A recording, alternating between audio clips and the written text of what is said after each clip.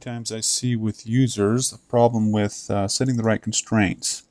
In this example, we can see here we have a leaving temperature of 180 degrees set up in this boiler.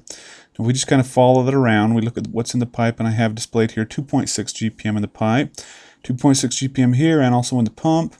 That 180 degree temperature entering the load, 2.6 GPM going through the load, coming out at 140 and back into the boiler, and so on.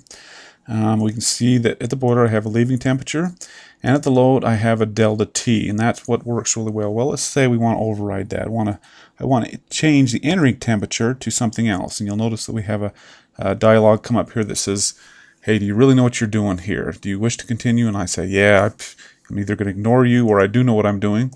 And let's go ahead and enter 160 here.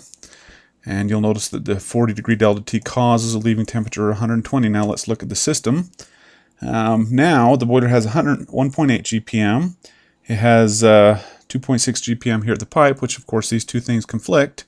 2.6 GPM here, it has 160 entering here, which I don't know how you can get 160 entering here when you have 180 leaving the boiler and 120 leaving, and 2.6 again, and basically you've set up a conflict in the system here.